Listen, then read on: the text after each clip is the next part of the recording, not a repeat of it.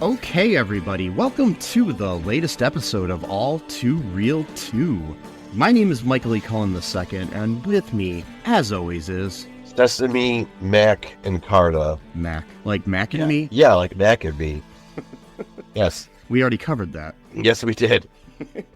Yeah, it was a great movie. Yes, it was. Sponsored by McDonald's and Coca-Cola. Mm-hmm. And Sears. Pretty much. Yeah. So, today on the show, we're covering a very special episode of a sitcom that is dear to my heart. It's actually one of my favorite shows ever. So we're covering season 4, episode 21 of Boy Meets World, a show created by Michael Jacobs and April Kelly that ran in the mid to late 90s on ABC's TGIF. This show starred Ben Savage as Cory Matthews as he meets the world. But around the second or third season, the show started kind of like veering off into like lands where they focused more on other characters instead of the titular boy, especially his best friend Shawn Hunter, played by the great Ryder Strong. The show also had Betsy Randall as Amy Matthews, his mom, William Russ as Alan Matthews, his dad, Danielle Fishel as Topanga Lawrence, Will Friedle as his brother Eric Matthews, Anthony Tyler Quinn as Jonathan Turner, and William Daniels, the great William Daniels, a.k.a. the voice of Kit on Knight Rider, as George Feeny. Yes, I always think, I want a car that sounds like George Feeny. Yeah. That's my thing. I think they should have a crossover where the car just starts giving like life advice and stuff to Michael Knight, Yeah.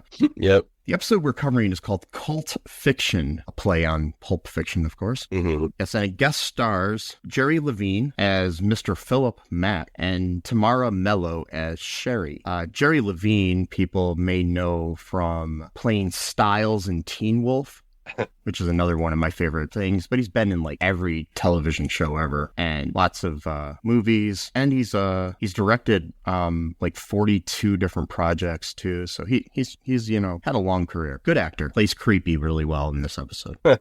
Yes, we're doing the series here on a very special episode. If you don't know the history of a very special episode, they were never actually called that, but there was always like these episodes going back all the way to like Bewitched and stuff, where there would be like a special topic that they would cover. Like Bewitched tackled racism, and All in the Family had a few, including one where Edith got raped. There's these ones where they deal with like drugs or pedophilia or cults, as in this case, different things that different things like that, where you're dealing with something that isn't as funny as your normal episode and is teaching a moral lesson of some sort. Yeah, we're going to cover a few of these in the near future. I've got a couple more that I have in mind to cover soon, but I wanted to start with my favorite show, Boy Meets World, here, and in the most bizarre episode ever. And this is on a show where they had time travel involved in certain episodes. Wow. But I think this is the weirdest episode of the whole series. They literally time traveled to the 60s and 50s and stuff in other episodes. Really? Is that canon?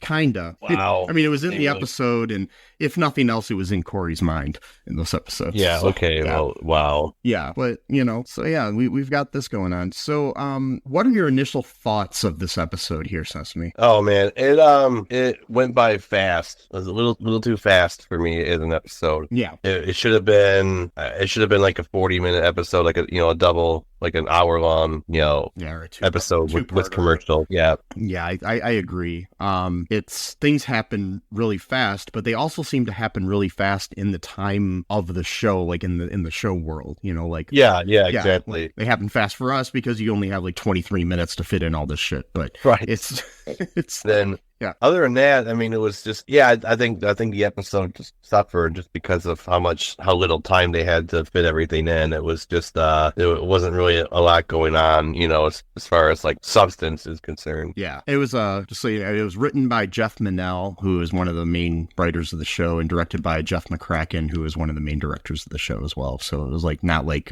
some weird outside, written episode or something. These people were both on staff. So yeah. Yeah, that that helmed the episode. So this is like towards the end of season 4. There's some other very special episodes that come before this, and I think maybe one after that we may want to cover in the future too. Like I said, this is the weirdest one. So the basic idea of this episode, what happens here? I mean, if you want to start, you can start. Sure, Michael. So what happens in the show, Michael, is in the beginning, Michael, they're getting like their test results. Sure do like my name, don't you? Yeah, I do. And Michael, yes. And Shawn, everyone's getting their test results from school, and not like a medical test results or anything like that. But from Mr. Turner. From Mr. Turner's class. Shawn, not surprisingly, doesn't get a good grade because he's like the I don't care about school, type of character or whatever, and Mr. Turner kind of gives him a talking to, kind of in a weird. Like, okay, I understand, like, tough love, but, like, he literally says, like, on 3 separate occasions, I'm one of a handful of people who care about you. Like, wow. Like, I mean, like, just... like basically saying no one gives a shit about you. I know what he was going for, though. It was kind of like the meaning that, like, I'm one of the handful of people that really, really care about you, not like superficially and stuff. And he was his guardian for quite a while prior to this. No, I know, series, but it's just the way he said that. Plus, too, that's kind of something that Colt would say as well, almost like, we're the only ones that care about you type of thing. So it's kind of weird, interesting that leads into this girl named Sherri, which I don't know if she's a normal character or not. No, this is the only episode she appears in, so... Okay. Well, apparently he knows who she is in the show, at least, because they seem to like know each other a little bit. And she's like, oh, well, I have 100 people who care about me or whatever. And, why don't you come, hang out with me or whatever? I'll get you some coffee or whatever. She says, I'll buy you a cup of coffee, which she doesn't do. No, she doesn't. There's no coffee exchange whatsoever in this episode. There is an off-brand cola given to him by Mr. Mack. Yes, that's it. A guy named Mr. Mack, which is interesting because this guy named Mr. Mack is a cult leader, and you have Allison Mack, which famously was a real person, or is a real person who was in a cult, and maybe Mr. Mack is like her uncle or something like that. I don't know. In universe, going outside of universe to influence her and how to run a cult. This was predictive programming. They were telling us it was predictive because that was a Disney show, and Allison Mack was a big Disney actress back in the day. So I think she was in like one Disney movie, but yeah, sure. Whatever. She was in something. I don't know. And then she was in Honey, We Shrunk Ourselves. She was in that, and then she was in that other episode where it was like a musical, like Shangri-La or something like that. Oh yeah, that show that we watched. Yeah. Yeah, and in that episode, she was bossing people around a lot, much like in later life, she was bossing people around with the cult. So that was also maybe predictive programming. I don't know. I think you said that actually in the episode. Yeah. But you mentioned it's like much like in real life, but she was telling people what to do and trying to control their lives. And she takes them to like this club, I guess, and I'm not even really sure where it is or whatever. And there's a bunch of fellow teenagers hanging out, chatting with each other, and apparently they all live here, and some of them are minors. And then this is like some guy's house, I guess, or owns the place, or that was never really explained of how they live in this place, which there must be like more rooms outside of what we saw, so I'm just assuming, I guess, there's probably this guy just owns like a huge dorm room essentially, and he's the leader of this group called The Centre. And I kid you not, it takes about 3 minutes from the beginning of the show, including the credits, mind you, like the opening credits, like 3 minutes of this episode for Shawn to be completely brainwashed by this cult, and he immediately just starts hugging his friends and like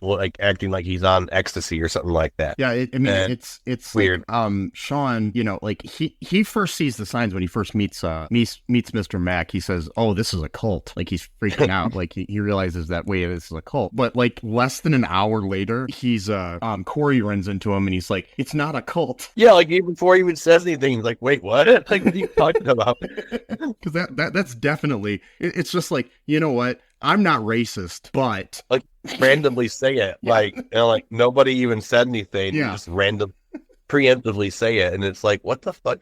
And like the other thing too is about this is like they're acting like this Mr. Mack guy was like the most charismatic person in the world. Like he wasn't even really that charismatic. Like he just would say the person's name a bunch of times, which is like one of the first things they teach you, like how to connect with people is to say their name or whatever. But like he does it like 3 times in a row. And I mean, I guess that's like a thing that people have said about Tom Cruise. Oh, really? Like, he always does that once he learns your name, he just constantly says it to you. See, I can see that doing that a couple times, but like if you're constantly doing that, it just gets annoying. Like I would be annoyed if someone kept saying sesame after every sentence. You know, I'd be like, okay, like I know what you're trying to do. Like, yeah, I'm sure it's a little bit more subtle in reality, but still, you know, you will have people do it. Like, you know, they'll say Sesame, how are you feeling today, Sesame, you know, and stuff. Yeah, like that. exactly. Yeah. I don't know. It's and just like, so weird. And like he's sitting there talking about like, you know, you need to respect my beliefs or whatever. But it's like, what beliefs? Like there's nothing in the episode that they actually even say what they believe. It's just centered, be centered. Like what does that mean? Like what, you know, like. Yeah, what kind of cult are they? Are they like, you know, the Hare Krishna where they're gonna go kill people and stuff, or are they are they like Synanon where they're gonna like, you know, basically beat people and belittle people in a circle? What do they do in this cult besides hugs? Yeah, besides hugs. That's it. They hug people and then they say, be centered. And then like, that's the entire belief system, apparently. Which is kind interesting. There's a lot. And I think that they kind of intentionally, even though this was before a lot of the big exposés on Scientology, the center type thing, being center was very close to being clear. Oh. And also in the episode later on, there's a celebrity room. Oh yeah, that's right. Which is similar to the fact that Scientology has celebrity centers. Right, okay. Yeah, I'm thinking it was like, you know, this is like small scale Scientology, basically. Like just some random dude who, so like literally within 3 minutes, he's hugging Cory, and of course they're doing the whole like, bros don't hug each other, bro, because that's gay, you know, kind of thing or whatever. And, you know, like Shawn just looks like he's literally like brainwashed, like he's like smiling all weird and shit and talking all weirdly and weird and all that weird stuff. And so they try to like infiltrate the cult with Cory's and his brother, I forgot his name. Yeah, I mean, before that though, I want to point out there was a line. Oh, sure. There was a line I thought was interesting, is that Cory says something to him about, you know, like, dude, you met this guy like, you know, an hour ago or something, you know. Exactly. But it's just like, and Shawn says to him, the length of a journey has nothing to do with its value. Right. But he also says, when he says it, he says, the length of the journey has nothing to do with its value, Shawn. And Shawn's the one who said this, like he's repeating what Mr. Mack told him. Exactly.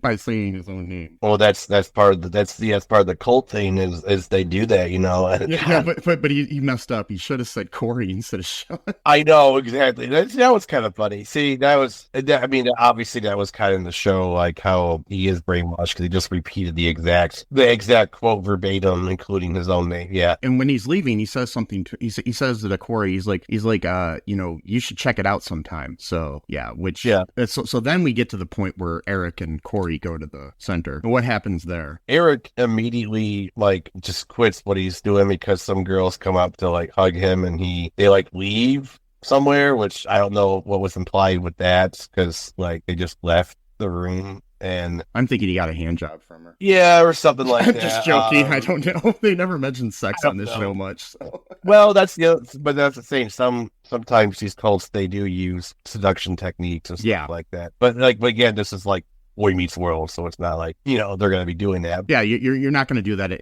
8:30 on a Friday night on TGIF, you know. So no. And then like even Cory is like kind of like for a second like mesmerized by his so-called charisma. I'm like, what charisma? There's nothing about this guy that's even like remotely charismatic. They don't give him enough time to be charismatic. Like I see it there, but it's not like you see it enough to it's not like he's, but then again, I don't see the charisma in like L. Ron Hubbard or Keith Raniere or any of these like cult leaders of modern times either, Yeah, true. So yeah, and could be, whatever floats your boat type of thing. But and so like it's weird too because Shawn, the whole point of this group is that they're like, oh, don't judge us. We're a judge-free zone. And throughout the whole episode, Shawn is like judging all of his friends, even like people who are trying to like ask him questions about like what the group stands for and stuff. And he's like, you wouldn't understand. It's like, well, that kind of goes against your ostensible teachings because you're supposed to not be judging people, but you're literally saying like, oh, this is not the place for you or whatever. It's like, but if according to your own beliefs, it is the place for everyone because there's no judgment. So going against your own supposed beliefs by saying that, like he goes off on Cory about being there. He's like, you don't belong here. Yeah. When literally like 2 minutes earlier, he told him he said, you should check it out sometime, Yeah. It's like, what the fuck? And he did the same thing to Mr. Turner. Yeah. He's like, you wouldn't understand this.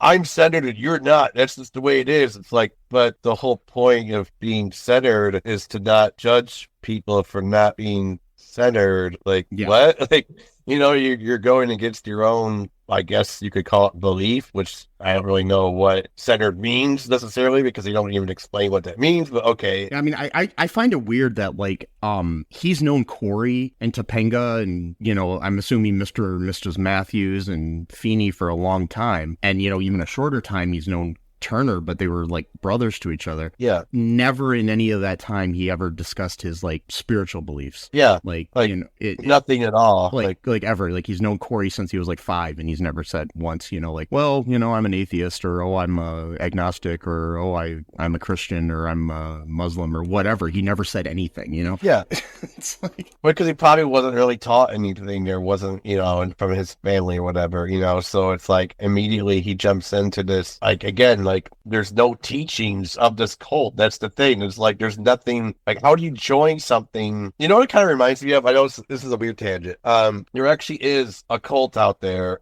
that's kind of like this. It's called Subud, and it begins in Indonesia, and it's literally like it's like based off of like nothing. Like it's like oh, you could be a Jew, Christian, Muslim, Buddhist, Hindu, whatever it is, and you could join us. But like all we want you to do is to practice your own religion as best as you can. It's like, so what's the point of joining something new if all you're telling the people is to practice their own beliefs? Like, I don't understand, like, what's the point? And it's like, but by the way, give donations to us for what exactly? Like, what is the point of this? Like, I do find it funny too with Shawn about not having any spiritual beliefs and everything, that like there are several times he has this like maroon shirt that he wears with like a Hinduism symbol on it. Oh, that's right. Yeah. Like throughout the series of the show, I always liked that shirt. I thought it was pretty cool looking. Probably just works. It looked cool or something, Yeah, but I mean, it's throughout the show though. I mean, he's got kind of like a Hinduism, Buddhism sort of vibe to him, so it's like, yeah.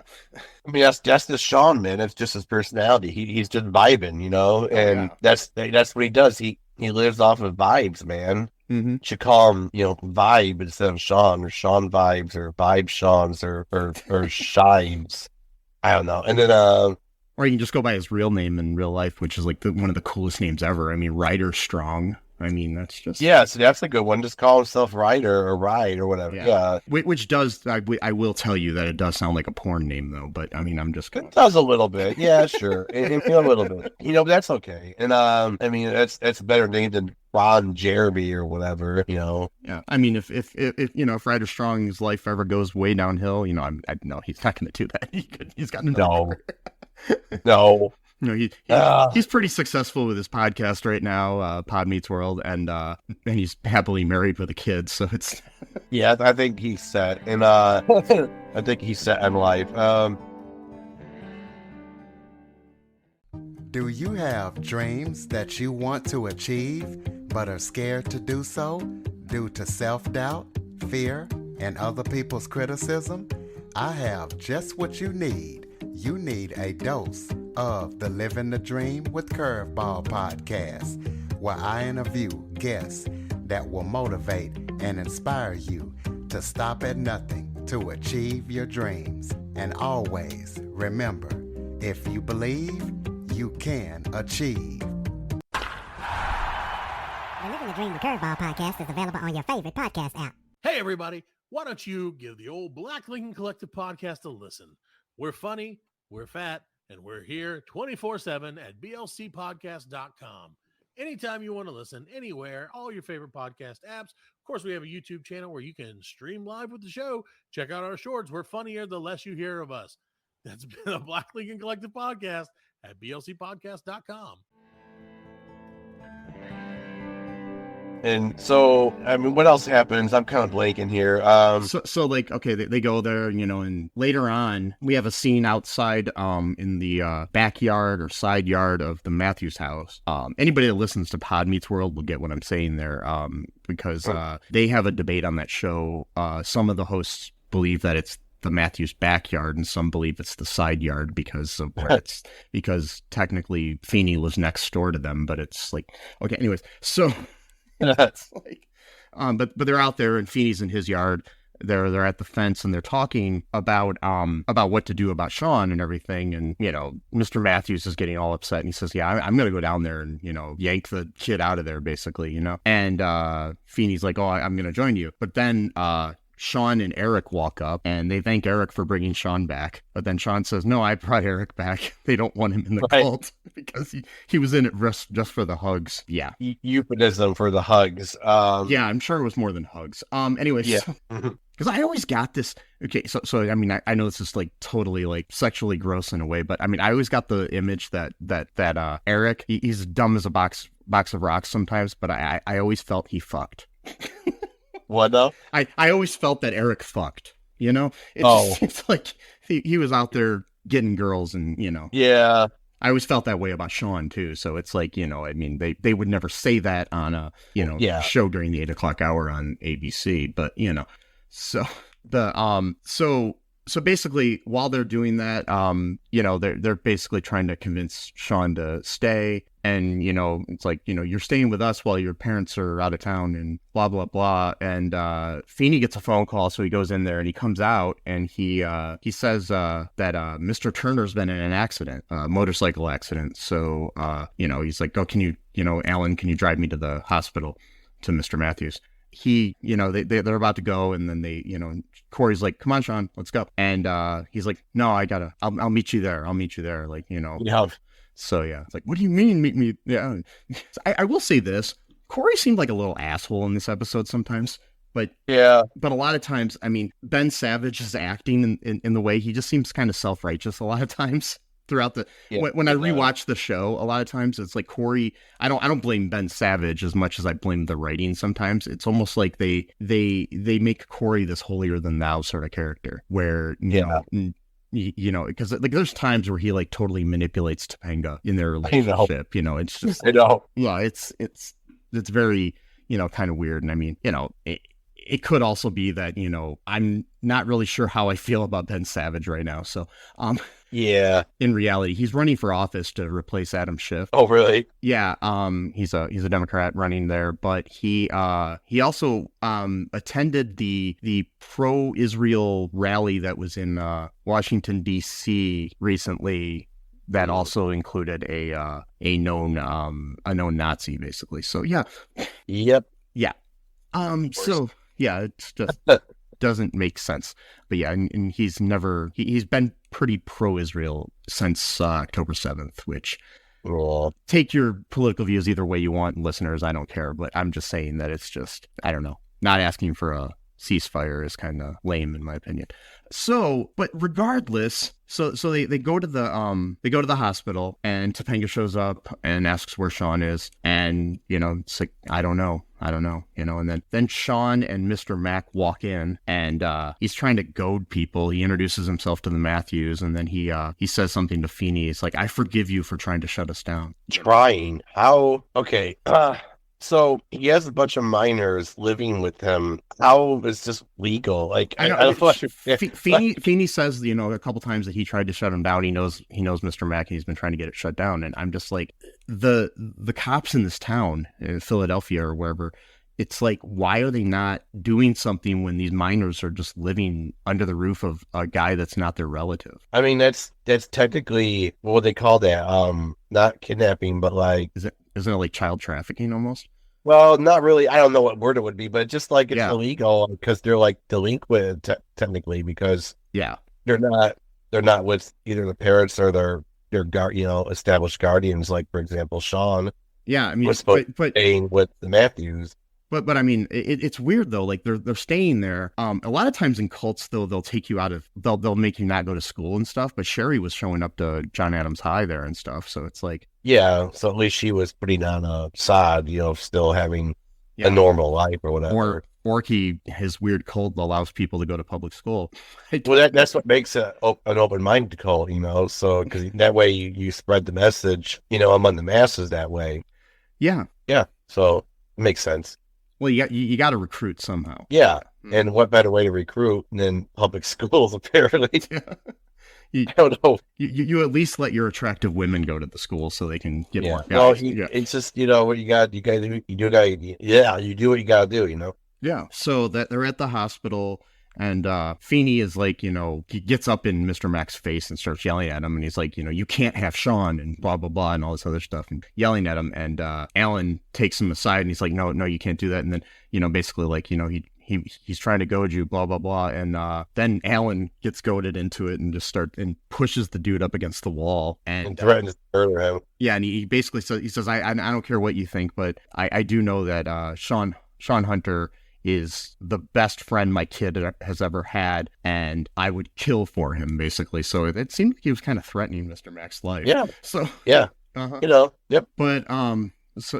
But Amy, his wife, pulls him away and basically says, he would love a lawsuit. Then we have, while this is all going on, it looks like Cory and Topanga and Shawn all go into Mr. Turner's hospital room, and he's like all like nervous. He's like, I don't know what to do with this, blah blah blah.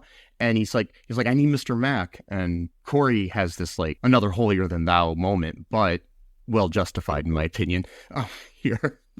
He's basically just like telling him, you have to stay here, basically like, this is a dude that cares about you, you care about him, you got to be here, and this is what, where you got to be. He's like, Topanga and I can leave, but you got to stay here, sort of thing. And they leave the room, and then he has this like really big emotional speech where he's talking to Turner, talking to God, bargaining for Turner's life. He says, don't take Turner away from me. He's not done yelling at me, which he sadly is, because yeah. This is the last scene we ever have with Mr. Turner in the whole series. Yeah. We have no idea of his fate. They never talk about him. They never even mention his name. Oh, they do mention him in one episode later on. Okay. There's like a graduation episode, and Minkus reappears after being gone since the first season. And they do a kind of a break of the third wall sort of thing where Minkus says, "Hold up, Mr. Turner," and he goes off like towards the camera and past the camera, and Cory and Shawn are basically like, "What's over there?" And he's like, "That's the other part of the school, that we never see," sort of thing.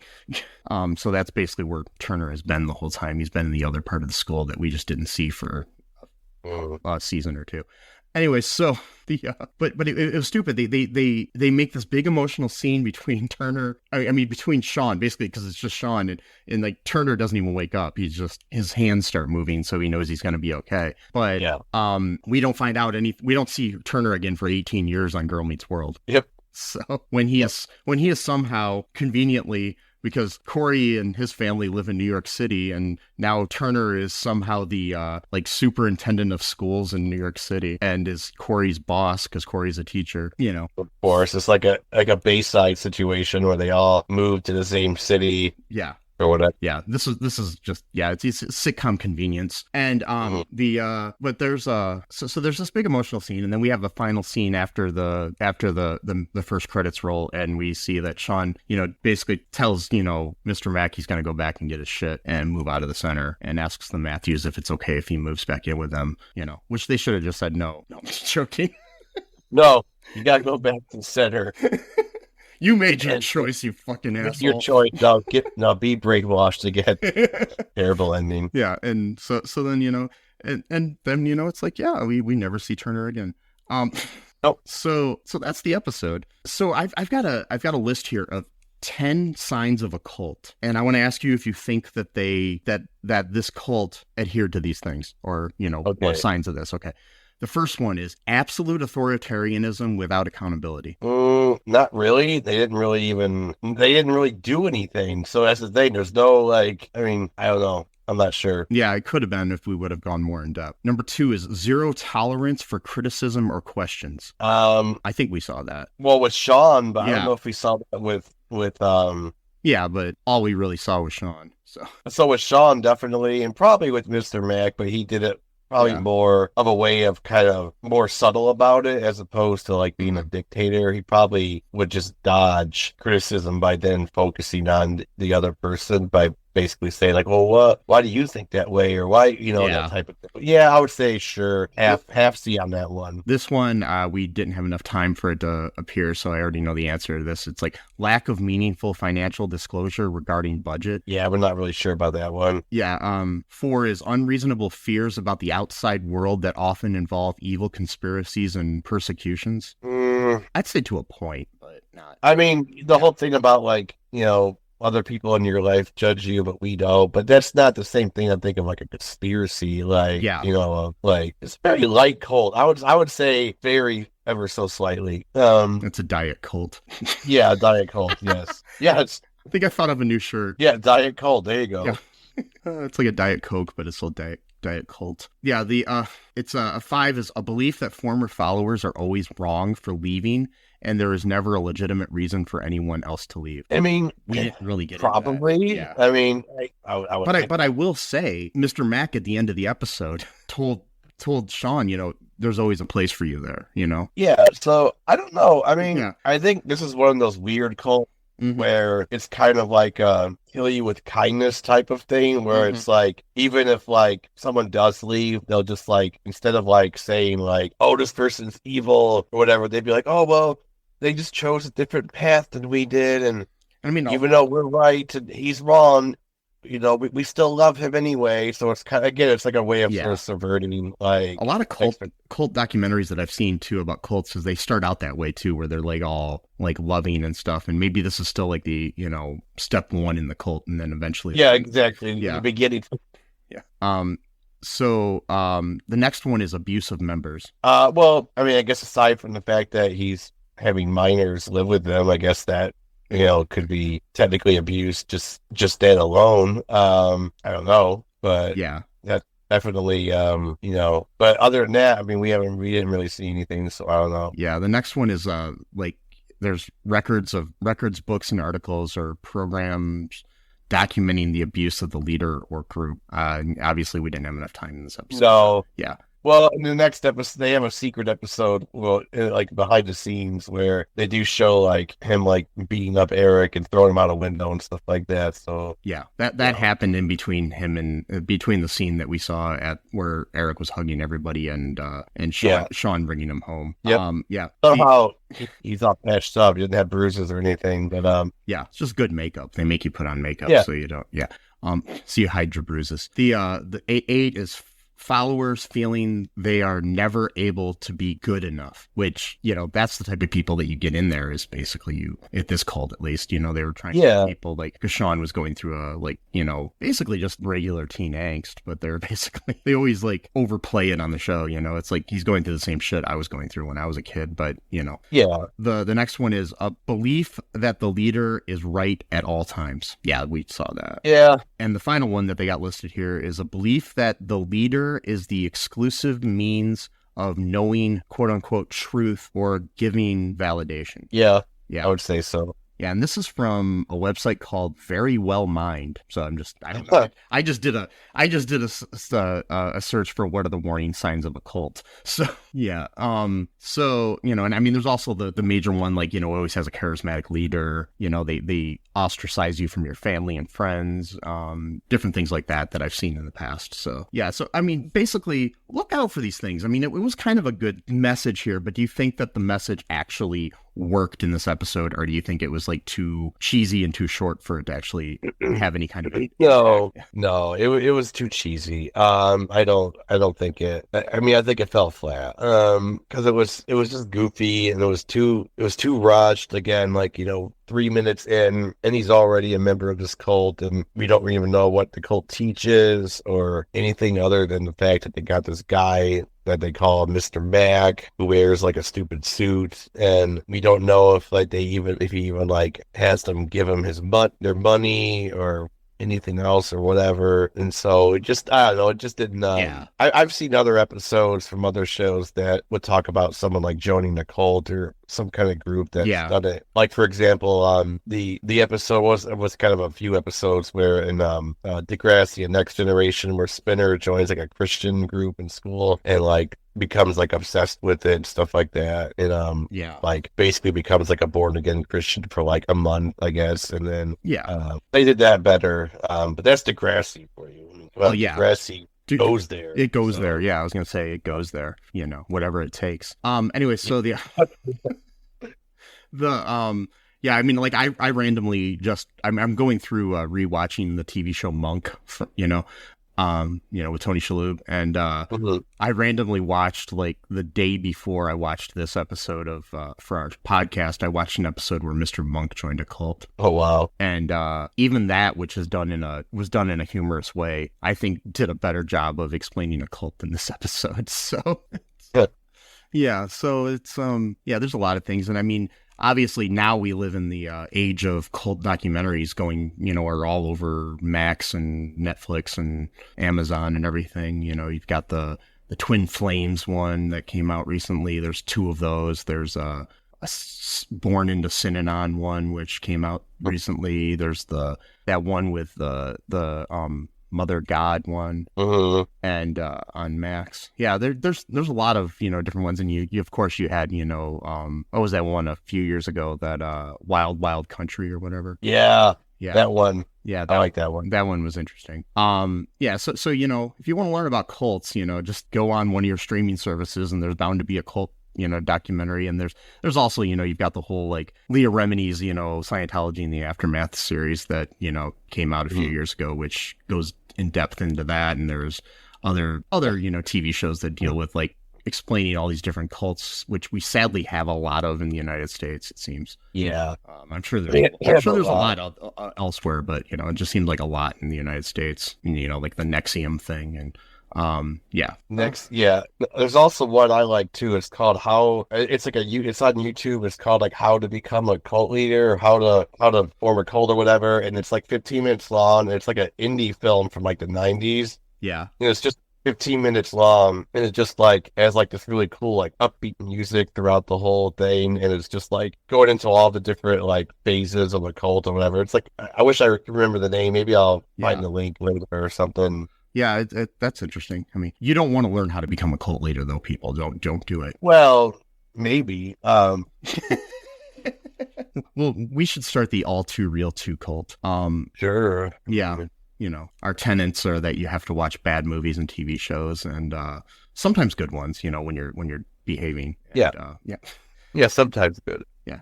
You don't have to isolate from your family or anything. You just have to watch the movies along with us and listen to our podcast. Yeah, and donate to our Patreon. Yes, and and check out our TeePublic. We have some we have, if you listen to our last episode, our Buttercream Gang episode, we do have new products up right now of the Buttercream Gangs of New York that I designed. So be sure to check that out. You can get a shirt or a mug or other products on there with that logo on it, and look forward to the Diet Colt one, which I think I may be designing soon. Do that. Go to all2reeltoo.com. That's the best way to join our cult. And check out all of our social media, and make sure you spread the good word. And all praise he that is all too real too. And I don't know. Anyways, do that. Be sure to go out and give everybody hugs. Yeah, sure. Even if they don't want them, just do it. But don't be like a weird hugger like Shawn was about it. Like, yeah, I mean, you may get arrested for assault, but True. Yeah. So maybe don't Be do careful. that. Yeah, be careful with your hugs. But you know what? Hugs, not drugs. But everybody, hugs, not drugs. Yep. Unless they're prescribed or, they help you in some way. Anyway, so any final words here? No. Okay. Anyways, folks, just remember that I love you, Mr. Mack loves you, and Sesame loves you. Yeah. And until next time, bye-bye. Thanks for listening to All2ReelToo podcast, a Cullen Park production. Produced and edited by Michael E. Cullen II. Music by Matthew Hawes. Subscribe and share the show. Visit us at cullenpark.com.